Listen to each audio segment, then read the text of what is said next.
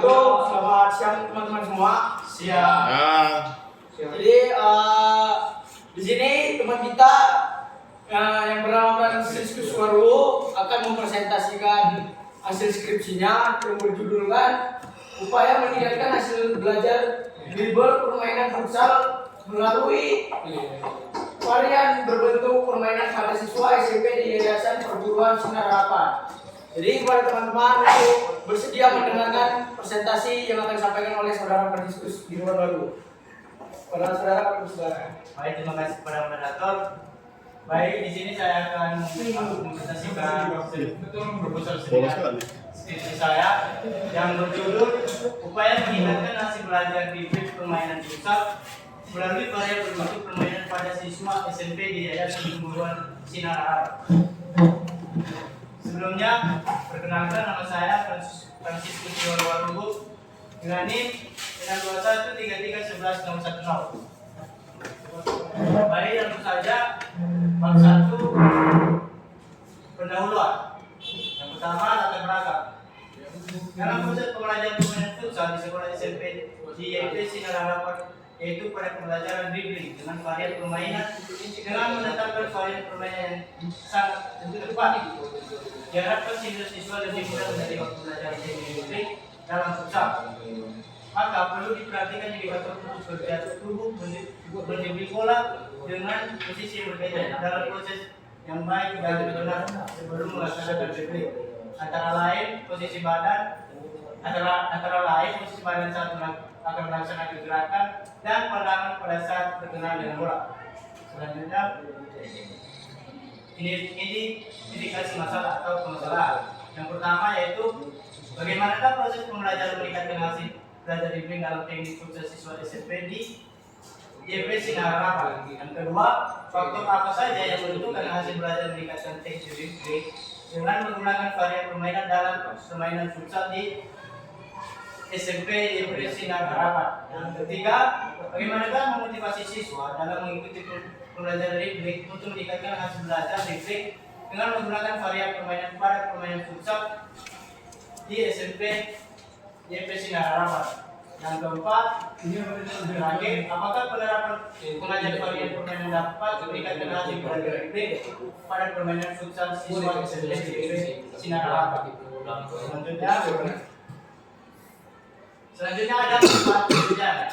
Manfaat penelitiannya yaitu diharapkan hasil penelitian ini dapat memberikan pengalaman pada siswa untuk proses pembelajaran meningkatkan hasil belajar dribbling pada permainan futsal secara psikomotorik, kognitif, dan efektif, dan menjadi bahan masukan pemikiran bagi guru pendidikan jasmani dalam menggunakan mengajar yang efektif, juga memberikan mengajar dengan varian permainan untuk mengajar pendidikan jasmani khususnya meningkatkan hasil belajar dribbling keluarga permainan futsal pada siswa kelas 8 di YP Sinar Harapan.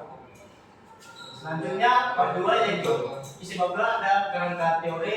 Yang pertama kerangka teoritis.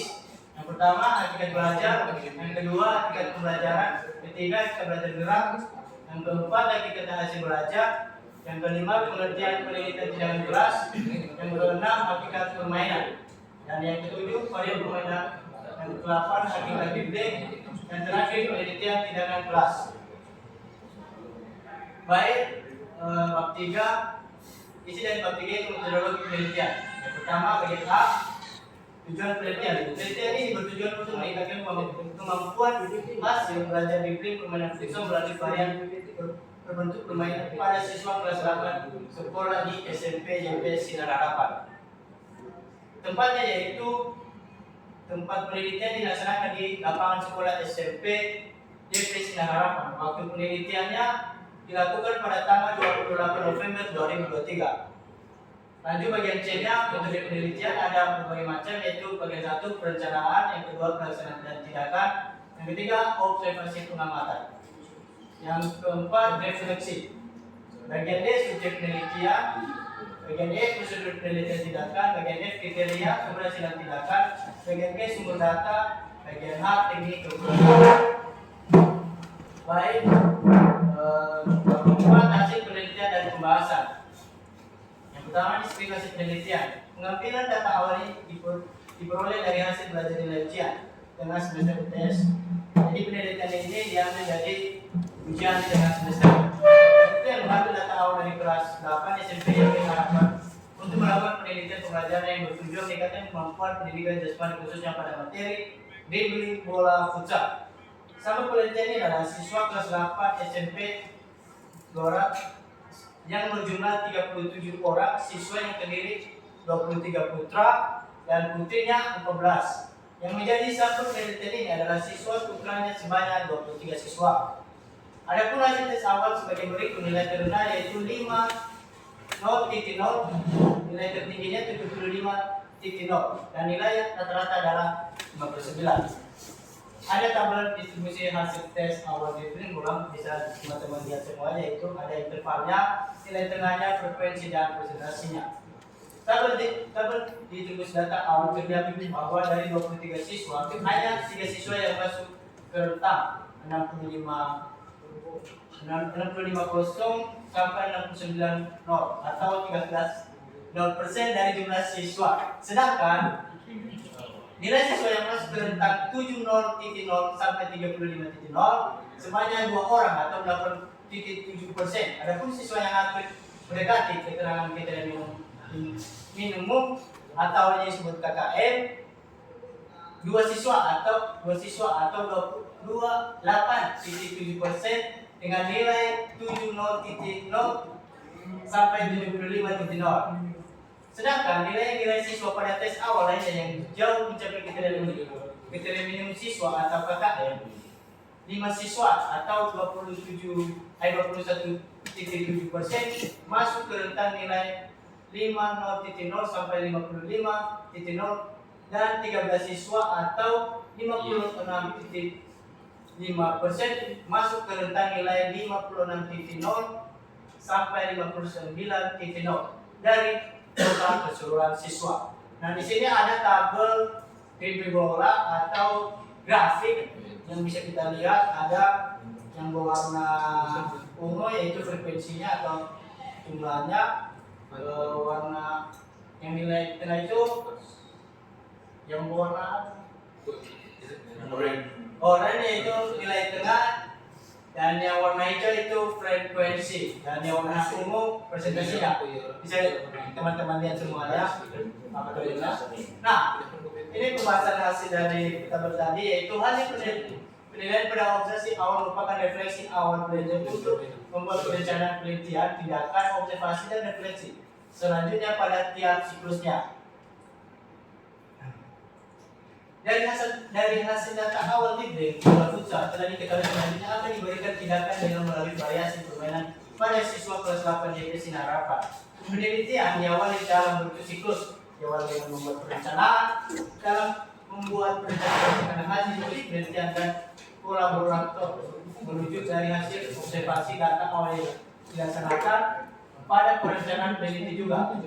Mempersiapkan strategi apa yang akan diberikan kepada siswa yang sesuai kelemahan siswa dalam data dribbling bola futsal. Kemudian peneliti menyiapkan perlengkapan atau media apa saja yang digunakan untuk membantu proses pembelajaran.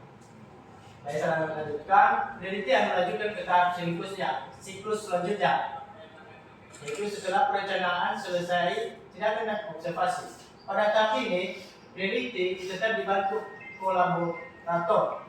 Pelaksanaan tindakan mendekat terhadap pembelajaran dribbling bola futsal melalui permainan. Selama proses tindakan berlangsung, penelitian observasi pelaksanaan tindakan mengamati proses belajar siswa, tindakan yang ditujukan, kemampuan siswa menerima dan merespon terhadap tindakan yang diberikan. Tahap siklus selanjutnya yaitu yang merupakan proses akhir dalam siklus, yaitu refleksi, di mana peneliti dan kolaborator melakukan refleksi terhadap pelaksanaan tindakan. Peneliti dan kolaborator mendiskusi bagaimana keberhasilan, kekurangan, dan kegagalan dalam penerapan tindakan yang nantinya akan dijadikan sebagai pedoman dalam perencanaan siklus berikutnya. Hasil dari refleksi sebelumnya dari identifikasi hasil belajar siswa, peneliti menerapkan kembali strategi melalui permainan. Diharapkan dengan menerapkan strategi melalui permainan yang ditujukan untuk meningkatkan kemampuan dribbling bola pada siswa kelas 8 di YP Sinar Harapan dapat meningkat.